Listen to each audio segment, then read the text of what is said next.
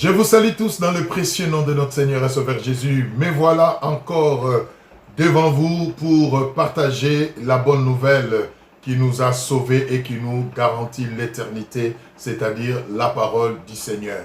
Ma prière est que sa paix et sa joie continuent à être notre partage à tous. Aujourd'hui, nous voulons voir un autre thème, toujours inspiré par le Saint-Esprit pour notre édification.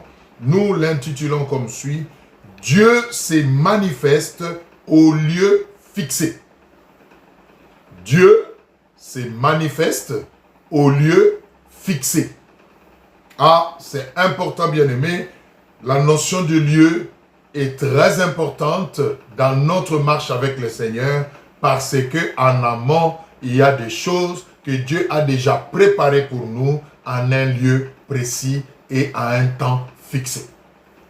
Je répète cela, c'est très important. La Bible dit, quand nous lisons dans l'Épître aux Éphésiens, que Dieu nous a bénis de toutes sortes de bénédictions dans les lieux célestes, n'est-ce pas? Et ces bénédictions spirituelles, quand le temps convenable arrive, pour qu'elles puissent se manifester physiquement, alléluia, il y a un lieu que le Seigneur a fixé et il faut que nous nous retrouvions sur ces lieux-là pour les voir, pour les obtenir. Donc, c'est une notion importante. Alors, comment est-ce que nous définissons le lieu de manière simpliste? Nous disons déjà dans un premier temps que le lieu de Dieu peut être l'endroit géographique où Dieu nous voit. C'est là où Dieu te place. Pas toi-même, ni les autres, mais là où Dieu te place. Donc, ça peut être un lieu géographique, c'est-à-dire ça peut être un pays, ça peut être une région, ça peut être une ville, ça peut être un quartier, ça peut être une rue, ça peut être vraiment un lieu géographique, c'est-à-dire un lieu qu'on peut situé géographiquement, localisé géographiquement, et c'est la pensée de Dieu que tu te retrouves en ces lieux-là. C'est très important. Et déjà à ce niveau, je pose la question. Si chacun peut répondre dans son cœur, est-ce que là où tu es, c'est le lieu géographique où Dieu t'a placé, ou tu t'y es retrouvé par les concours de circonstances, ou par imitation, ou parce que quelqu'un te l'a proposé, ou parce que les hommes t'y ont placé. C'est très important, bien aimé. Le lieu de Dieu, c'est aussi la chose dans laquelle Dieu lui-même te place. La mission à laquelle Dieu t'appelle. Et cette chose ou cette mission à laquelle Dieu t'appelle peut être le ministère, peut être le mariage, peut être le travail, peut être une alliance ou une relation, ça peut être une affaire ou un business, ça peut être un talent, une compétence que Dieu te donne, ça peut être aussi un don que le Seigneur te fait, ça peut être plusieurs choses. Mais ce qui importe ici, c'est que ça soit Dieu qui te place dans cette chose-là. C'est très important. Voilà de manière simpliste comment nous pouvons déterminer le lieu de Dieu. Un endroit géographique ou une chose dans laquelle Dieu te place. Voilà pourquoi c'est important qu'à un moment donné, on puisse s'arrêter et se poser des bonnes questions du genre, est-ce que le travail que je fais, c'est vraiment ce à quoi Dieu m'a appelé? Est-ce que les affaires que je suis en train de faire, le business, l'entreprise que je veux ouvrir, commencer, est-ce que c'est vraiment la volonté de Dieu? Est-ce que ce mariage que je vais contracter, c'est vraiment la volonté de Dieu pour moi, ou c'est juste ma convoitise, ou c'est juste le fait que, ben écoutez, tous mes copains, mes copines sont mariées, moi aussi je dois quand même, pour ne pas être mis en exergue, je dois moi aussi faire comme eux. Ce sont des questions souvent qu'on ne se pose pas et qui nous coûtent très cher parce que beaucoup se retrouvent dans des choses où Dieu ne les a pas placées. Et quand on n'est pas là où Dieu nous a placés, comme on va le voir dans la suite, nous pouvons payer les prix et un prix très cher. Nous pouvons subir les conséquences. Alléluia. Êtes-vous à l'endroit géographique où Dieu vous voit? Êtes-vous dans quelque chose? C'est Dieu qui vous a dit que vous êtes son serviteur et que vous devez le servir. C'est lui qui vous a confié ce ministère. Vous avez senti son appel. Il vous a donné la vocation de le servir. Ou vous vous êtes dit, non, ben c'est beaucoup plus tranquille, moins stressant. Je vais faire l'école biblique, j'ai fini, je suis pasteur, on m'a mis quelque part, j'y reste comme métier. Voilà des bonnes questions qu'il faut se poser. Est-ce que ce à quoi ou dans quoi vous êtes maintenant, Dieu vous y voit aussi ou pas? Nous allons prendre quelques textes bibliques qui vont nous confirmer que Dieu tient à la notion du lieu et c'est très déterminant dans notre marche, dans notre relation avec lui. Nous allons prendre Genèse 2, 7 à 8 et nous lirons ensuite le verset 15. Genèse 2, 7 à 8. Je vous laisse trouver. Je vais utiliser cette fois-ci. J'alterne de temps en temps. Donc là, je vais utiliser ma Bible solide. Genèse 2, 7 à 8. Genèse 2, 7 à 8. Genèse 2, 7 à 8. Et puis on va sauter, on va lire 15. Écoutez ce que la Bible dit. Genèse 2, 7 à 8. Oh, c'est merveilleux. L'Éternel Dieu forma l'homme de la poussière de la terre. Il souffla dans ses narines un souffle de vie et l'homme devint une âme vivante. Écoutez. Puis l'Éternel Dieu planta un jardin en Éden, du côté de l'Orient, et il y mit l'homme qu'il avait formé. Alléluia. Il y mit l'homme qu'il avait formé. Dieu a placé l'homme dans le jardin d'Éden parce qu'il avait une mission avec l'homme dans le jardin, parce qu'il avait une vocation à laquelle il avait destiné l'homme dans le jardin et c'est lui qui l'a pris et l'a placé là-bas. 15. Nous sommes toujours dans Genèse 2, on va prendre 15. Verset 15. Qu'est-ce que la Bible nous dit? L'Éternel Dieu prit l'homme et le plaça dans les jardins d'Éden pour le cultiver et pour le garder. L'homme ne s'est pas improvisé.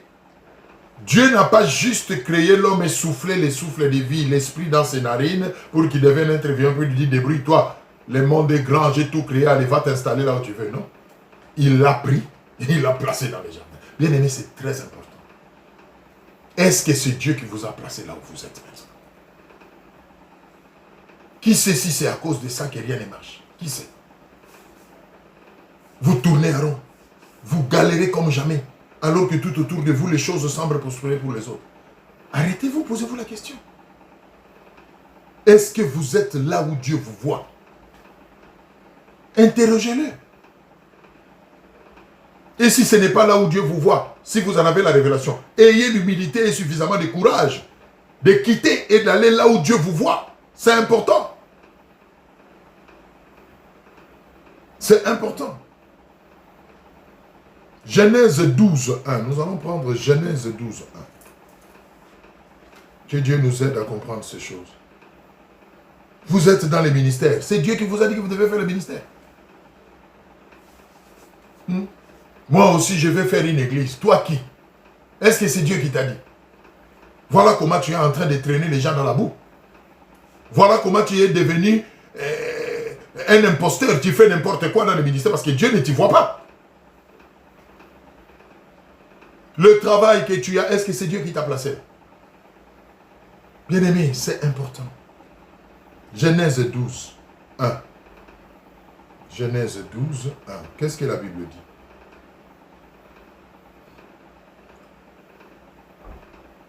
L'Éternel dit à Abraham, va-t'en de ton pays, de ta patrie et de la maison de ton père, dans le pays que je te montrerai, le pays que moi, Dieu, je te montrerai.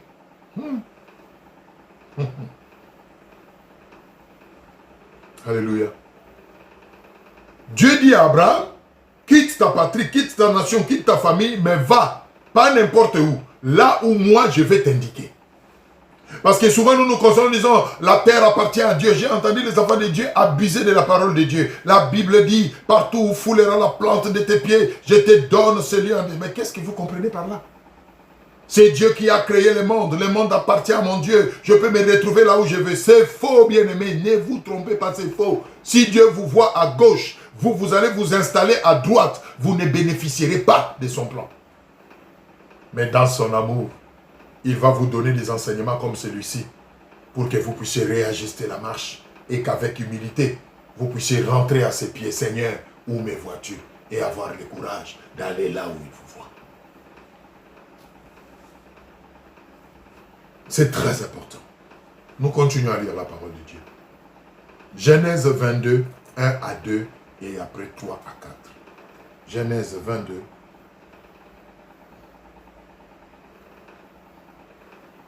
Genèse 22.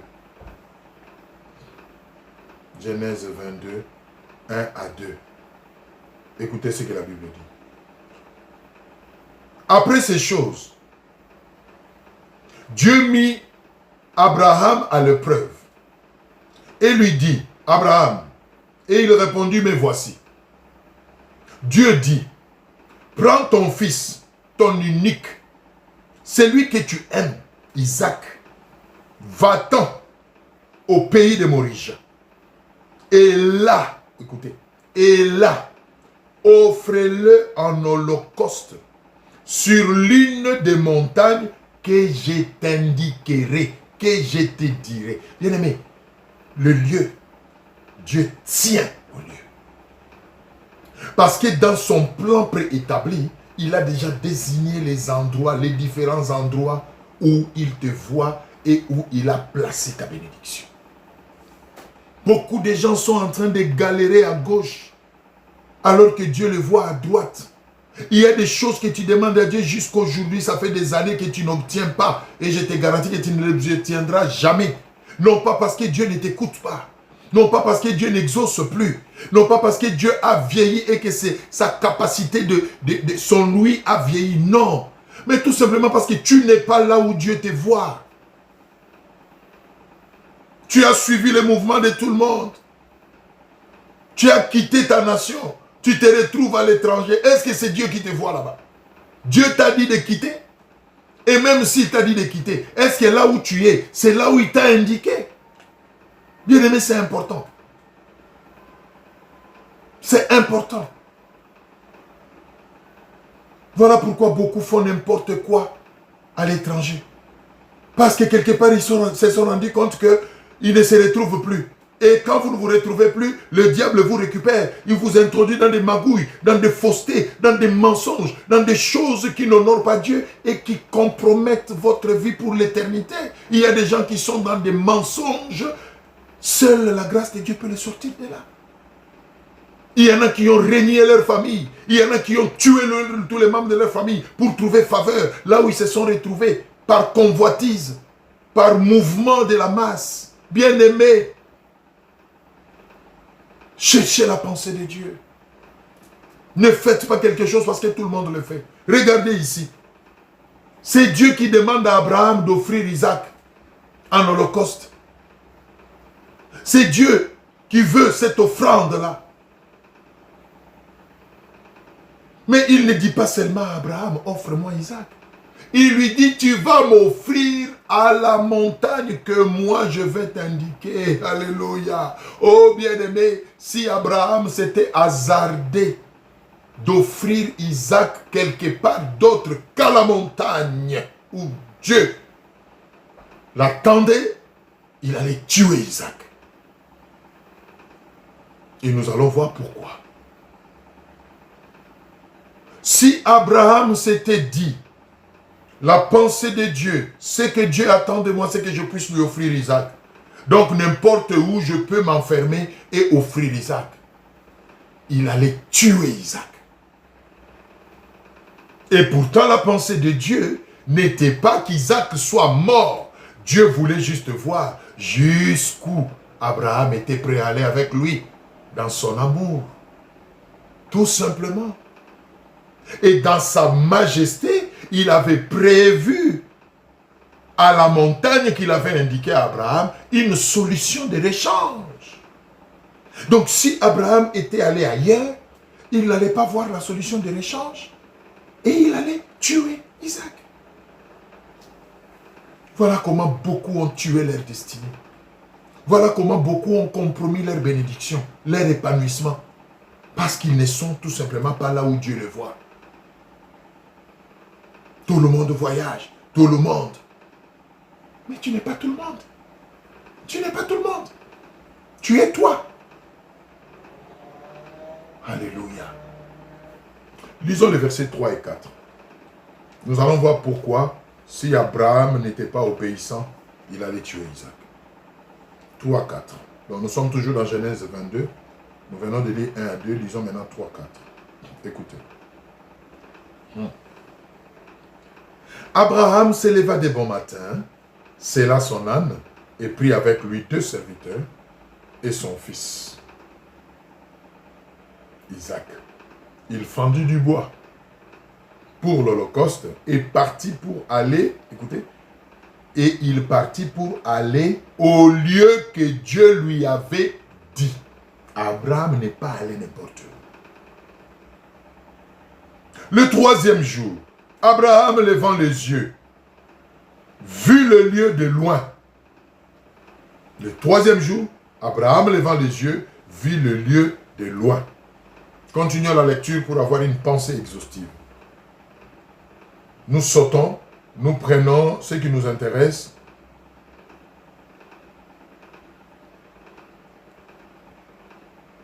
À partir du verset 7. Alors Isaac parla à Abraham, son père, dit, mon père. Et il répondit, mais voici mon fils. Isaac reprit, voici le feu et le bois. Mais où est l'agneau pour l'Holocauste? Abraham répondit, mon fils, Dieu se pourvoira lui-même de l'agneau pour l'Holocauste.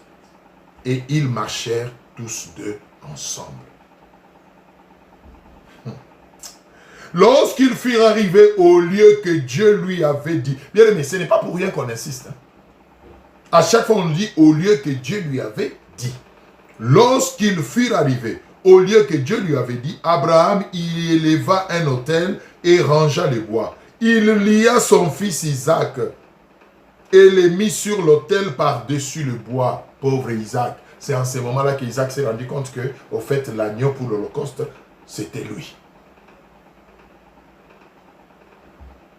Puis Abraham étendit la main et prit le couteau pour égorger son fils. Alors l'ange de l'Éternel l'appela de cieux et dit, Abraham, Abraham. Et il répondit, me voici. Oh, c'est pathétique. Hein? L'ange dit, n'avance pas ta main sur l'enfant et ne lui fais rien, car je sais maintenant que tu crains Dieu et que tu ne m'as pas refusé ton fils, ton unique. Abraham leva les yeux et vit derrière lui un bélier retenu par les cornes dans un buisson. Et Abraham alla prendre le bélier et l'offrit en holocauste à la place de son fils Isaac. Bien aimé, la notion de temps et de lieu, surtout du lieu là où Dieu nous voit, bien aimé, c'est indispensable. Si Abraham n'était pas obéissant, s'il s'était hasardé ailleurs, en se disant, il y a plusieurs montagnes, j'en choisis la plus proche, ou j'en choisis la plus, je ne sais pas moi, la plus plaisante, il allait tuer Isaac. il n'allait pas entendre la voix de l'ange lui demandant de ne pas tuer Isaac. Il n'allait pas se retourner et voir un bélier, parce que c'est à cette montagne-là que Dieu a indiqué que Dieu s'est arrangé pour qu'il y ait un bélier en ce moment-là, bien-aimé. Qu'est-ce que ce bélier faisait là-bas? Qu'est-ce que ce bélier faisait là-bas en ce moment-là? C'est Dieu qui avait tout organisé. Et si Abraham n'y était pas, il n'allait pas voir le bélier. Et parce qu'il n'allait pas voir le bélier, il allait porter des couteaux sur l'enfant. Voilà comment beaucoup ont porté les couteaux sur leur destinée, sur leur bénédiction, sur leur avenir, à cause de la convoitise. Tout le monde voyage, moi aussi, moi. Bien aimé, le bonheur, c'est là où Dieu te voit. Le bonheur, c'est être là où Dieu te place. Pas là où tu te places par convoitise.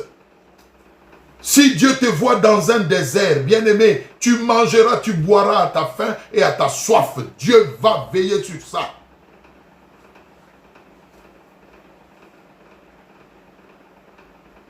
Alléluia. Dieu se manifeste au lieu qu'il a fixé. Il s'est manifesté à la montagne où il a indiqué, à Abraham. Es-tu là où Dieu te voit? Cette alliance que tu as prise, est-ce que Dieu te voit là? N'entre pas dans une alliance sans consulter Dieu. Tu risques de compromettre ton avenir. Il y a des gens qui portent maintenant des identités d'autres personnes, tout simplement parce qu'ils ont voulu vivre à l'étranger. Ils ont perdu leurs origines, ils ont perdu leur identité. Au ciel, on sait que tu es Raymond Matungulu. Je dis n'importe quoi. S'il y a une coïncidence, croyez-moi, je dis n'importe quoi. Au ciel, on sait que tu es Raymond Matungulu. Mais toi, à cause de ta convoitise, tu es allé prendre une fausse identité et tu es devenu Sampaio. Antoine Sampaio. Et quand les anges viennent pour bénir Raymond Matungulu, ils ne le voient pas là où il est censé être. Et toi, étant Sampaio, quelque part, tu es en train de prier, oh Seigneur, bénis-moi. Mais il ne te bénira jamais. Ta bénédiction est restée ailleurs. Es-tu là où Dieu te voit? Le bonheur, c'est là où Dieu te voit. Là où Dieu te voit, même quand tout le monde galère, toi tu ne vas pas galérer. Parce que Dieu te voit là. C'est lui qui t'a placé là. Habakkuk 2.1. Habakkuk 2.1. On va bientôt terminer. Habakkuk 2.1. Écoutez. J'étais à mon poste et je me tenais sur la tour. J'ai veillé pour voir ce que l'Éternel me dirait et ce que je répliquerai à ma plainte. J'étais à mon poste. Bien-aimé, es-tu à ton poste? Es-tu là où Dieu te voit?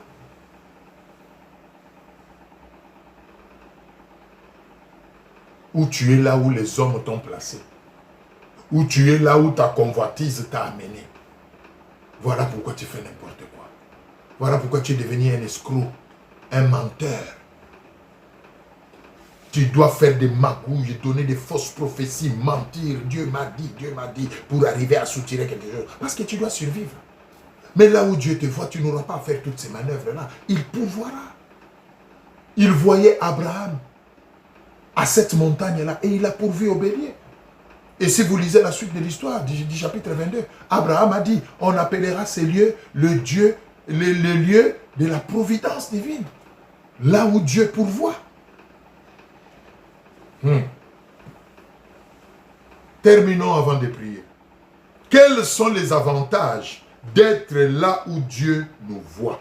Quels sont les avantages d'être dans ce dans quoi Dieu nous a placés? Au lieu fixé par Dieu, Dieu se manifeste.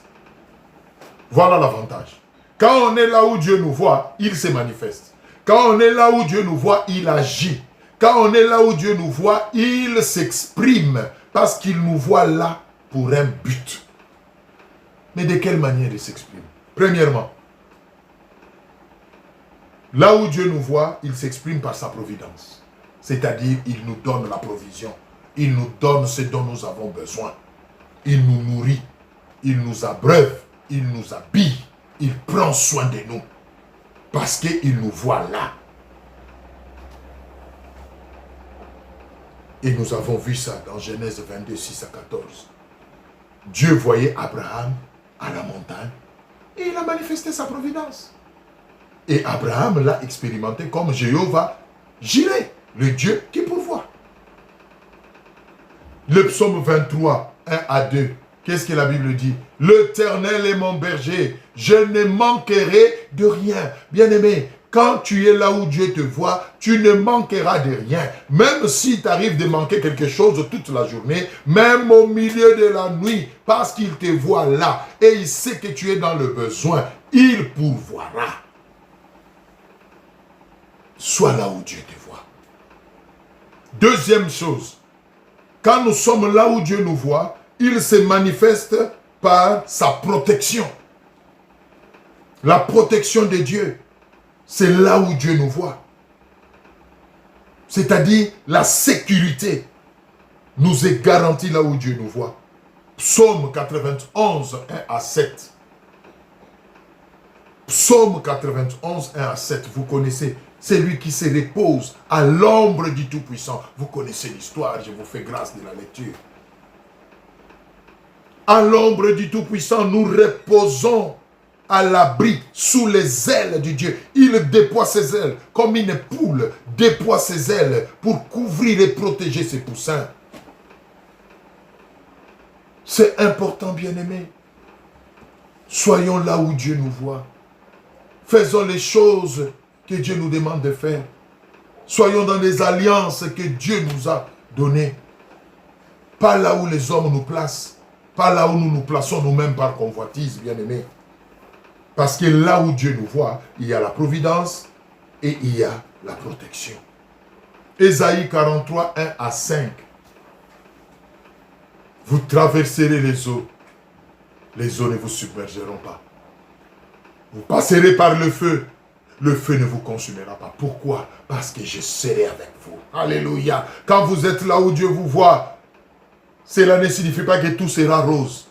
Les embûches viendront, les persécutions viendront, l'adversité viendra. Mais parce que vous êtes là où Dieu vous voit, c'est un Dieu responsable. Il va vous sécuriser. Il va vous protéger. Il va combattre pour vous. Et il va vous donner la victoire. Troisième chose, quand nous sommes là où Dieu nous voit, Dieu se manifeste par la révélation. Alléluia. Quand tu es là où Dieu te voit et que tu ne comprends rien, mais tu lui dis, Seigneur, j'ai obéi, je suis là, mais je ne comprends pas. Je prends maintenant la gauche ou la droite. Je fais quoi? Je commence ou j'attends? Alléluia. Dieu vient avec la révélation et il te dit, mon fils, prends la droite, prends la gauche, va tout droit. Maintenant, arrête-toi. Maintenant, tu peux camper. Dieu te guide. Là où Dieu nous voit, il y a ce qu'on appelle la direction divine. Dieu nous guide à chaque pas. Il a dit aux enfants d'Israël de sortir de l'Égypte pour aller dans les pays qu'il a prévus pour eux. Et la Bible dit, la journée, il les conduisait par une nuée. Et quand la nuée s'arrêtait, le peuple s'arrêtait. Et il campait. Tant que la nuée ne bougeait pas, le peuple restait là. Et quand la nuit arrivait, la nuée était remplacée par une colonne de feu qui les accompagnait pour les éclairer. Bien-aimé, tu as tout à gagner quand tu es là où Dieu te voit. Mais tu vas peiner et dépenser beaucoup d'énergie au risque même de compromettre ta foi et de faire n'importe quoi. Si tu n'es pas là où Dieu te voit. Et malheureusement, c'est dans ça que beaucoup sont aujourd'hui. Ne vous gênez pas. Humiliez-vous. Demandez pardon à Dieu. Cherchez de nouvelles directives et obéissez. Obéissez. Jérémie 33, 3. Qu'est-ce que la Bible dit? Invoque-moi et je te répondrai. Je te révélerai des choses cachées, des choses que tu ne connais pas. Tu ne connais pas tout. Il y a des choses qui te sont cachées. Mais quand tu es à ton poste, quand tu invoques Dieu, il te les révèle. Et quand il te les révèle, tu ne tâtonnes plus. Tu poses des actes avec certitude. Les gens tâtonnent dans la vie parce qu'ils n'ont pas la révélation. Et ils n'ont pas la révélation, pourquoi? Non pas parce que Dieu ne répond plus. Non, parce qu'ils ne sont pas là où la révélation les attend. Dieu se manifeste au lieu fixé. Le lieu fixé par Dieu peut sembler bien pour nous, peut ne pas sembler, j'allais dire, bien pour nous. Cependant, c'est là que se trouve notre bénédiction et notre épanouissement. Vous pouvez ne pas aimer là où Dieu vous dit d'aller. Vous pouvez ne pas aimer ce que Dieu vous demande de faire. Vous pouvez ne pas aimer ces mariages dans lesquels Dieu vous demande d'entrer. Parce que selon vos critères humains, ça ne répond pas. Mais bien aimé, l'obéissance vaut mieux que le sacrifice. C'est là où Dieu vous voit, souvenez-vous, qu'il y a votre épanouissement, qu'il y a votre bénédiction, pas ailleurs. Beaucoup ont regretté aujourd'hui. Si je savais, je n'aurais pas refusé ces mariages-là qu'on m'est proposé. Je suis allé là où mon cœur m'a envoyé et là je suis en train de peiner. Ah oui, qui t'a envoyé là-bas? Tu vas encore peiner davantage jusqu'à ce que tu t'humilies. C'est très important, bien-aimé. C'est très important. Il se peut que les choses soient dures et compliquées au lieu où Dieu nous voit. Mais la finalité, bien-aimé, c'est qu'il nous donnera la victoire pour sa gloire dans notre vie. Tout n'est pas nécessairement rose là où Dieu nous voit. Il peut permettre qu'on puisse galérer. Il peut permettre que les choses soient dures. Mais ce qui reste vrai, l'obéissance finit par payer. Il se souviendra de nous. Il viendra tenir ses promesses. Et il nous sortira de notre galère en nous donnant la victoire. Persévérez. Si vous êtes convaincu que vous êtes là où Dieu vous a dit d'être, même si tout semble noir et obscur, bien aimé, restez-y, persévérez. La lumière va paraître bientôt. Mais si ce n'est pas là où Dieu vous voit, ne persévérez pas dans cette souffrance parce qu'elle risque d'être définitive. Sortez vite. Repentez-vous. Repentez-vous. C'est très important. Nous avons le cas de Joseph en Égypte. Après être vendu par ses propres frères, Joseph se retrouva en Égypte, où Dieu le voyait. Hein. C'était le lieu de Dieu, l'Égypte, pour Joseph. Mais c'était pénible. De quelle manière il a vécu en Égypte? Accusé faussement par la femme de son maître Potiphar, mis en prison, etc. Mais au final, Joseph a été élevé au rang de deuxième personnalité en Égypte. Je vous donne les passages, vous qui écrivez. Vous pouvez lire ça dans Genèse 39. Genèse 39, Genèse 41. Dieu voyait Joseph en Égypte. C'était sa volonté parce qu'il voulait que par Joseph, Jacob et toutes les tribus d'Israël se retrouvent en Égypte, comme il l'avait promis à Abraham. Ta postérité sera esclave en Égypte pendant 400 ans. Et après, je les libérerai par une main puissante. Les prédictions de Dieu devaient s'accomplir. Et l'homme providentiel, le canal par lequel Dieu a prévu de passer, c'était Joseph. Donc, Joseph n'était pas en Égypte par hasard, même si les moyens qui lui ont amené en Égypte étaient tortueuses, étaient dure, même si la vie qu'il a vécue en Égypte était compliquée et dure pour lui, mais bien aimé, parce que c'était la volonté de Dieu, Joseph a fini par triompher. Tu vas triompher, bien-aimé. Reste là où Dieu t'a dit d'être. Même si tu ne comprends rien, reste là. L'obéissance vaut mieux que le sacrifice. Bientôt, très bientôt, la lumière va se manifester. Mais sois seulement sûr que c'est Dieu qui t'a placé là.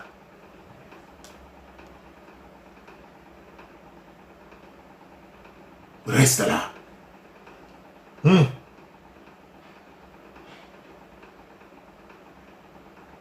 Regardez le roi David. Dieu le voyait roi d'Israël à la place de Saül qu'il avait déchu. Mais quelle péripétie douloureuse avant d'y arriver. Qu'est-ce que David n'a pas subi? La fuite par-ci par-là, la cachette par-ci par-là, l'ignorance, l'humiliation même. Mais en fin de compte, vous êtes d'accord avec moi? David est devenu roi d'Israël. David a été déclaré l'homme selon le cœur de Dieu. Oh bien-aimé, soyez là où Dieu vous voit. Les eaux ne vous submergeront pas. Le feu ne vous consumera pas. Restez là où Dieu vous voit. Mais soyez seulement sûr que Dieu vous voit. Mais si vous n'êtes pas sûr, entrez en prière, interrogez-le. Et obéissez à ce qu'il vous dira. N'ayez pas honte, ne vous gênez pas. Sinon, rien ne changera. Nous allons conclure en lisant Exode 19, 5 et 1 Pierre 5, 10. Ça sera ça, notre conclusion. Exode 19, 5, je vous laisse trouver. Exode 19, 5. Exode 19, 5. Écoutez ce que la Bible dit. Maintenant, si vous écoutez ma voix, et si vous gardez mon alliance, vous m'appartiendrez entre tous les peuples, car toute la terre est à moi. Vous qui dites, toute la terre appartient à Dieu. La Bible dit, partout foulera la plante de mes pieds. Que ce passage vous aide à comprendre. C'est vrai. Toute la terre appartient à Dieu. Mais c'est lui-même qui nous place au lieu qu'il a fixé pour notre destinée personnelle. Ne vous consolez pas en disant toute la terre appartient à Dieu. Je peux aller en Chine, je peux aller en Thaïlande, je peux aller n'importe où. C'est faux. C'est une grosse erreur. Toute la terre, vous avez raison, appartient à Dieu. Mais souvenez-vous d'une chose, c'est Dieu qui nous place dans la portion où il nous a destinés. C'est très important.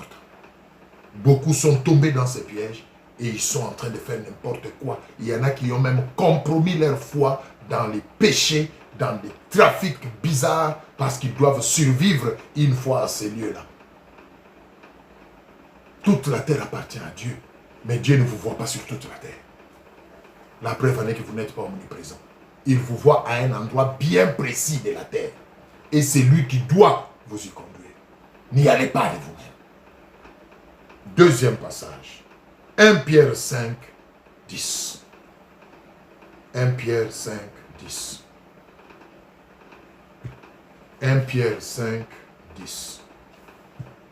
On termine par là. 1 Pierre 5, 10. Qu'est-ce que la Bible dit? 1 Pierre 5, 10. Écoutez. Oh, j'aime ça. Suivez bien aimé. Le Dieu de toute grâce, qui vous a appelé en Jésus-Christ à sa gloire éternelle, après que vous aurez souffert un peu de temps, écoutez, vous perfectionnera lui-même, vous affermira, vous fortifiera, vous rendra inébranlable. Lui-même vous fortifiera, lui-même vous perfectionnera, lui-même vous rendra inébranlable. Lui-même vous placera là où il vous voit. Lui-même, pas vous-même, lui, Dieu. Donc sortez de toutes ces illusions. La terre entière appartient à Dieu. Je suis le fils du roi des rois. Tu vas à gauche, tu vas à droite. Sois honnête. La terre entière appartient à Dieu. Depuis que tu es sur cet endroit-là où tu es allé par convoitise, tu sais toi-même ce que tu es devenu. Hein? Tu sais. Il y a des enfants de Dieu qu'on ne reconnaît plus. Hein? Il y a des serviteurs de Dieu qu'on ne reconnaît plus aujourd'hui. Hein? Vous le regardez, vous dites, mais Seigneur, c'est toujours la même personne que j'ai connue. La convoitise peut éteindre l'effet de Dieu en vous. Laissez Dieu lui-même vous fortifier, vous affermir, vous conduire et vous placer là où il vous voit. Nous terminons par là. Je ne sais pas qu'est-ce qui vous a concerné dans ces longs discours. Je ne sais pas qu'est-ce qui vous a concerné dans cette partage, dans cette parole, pardon. Mais je sais une chose, c'est que Dieu ne parle pas en vain. Soyez humble.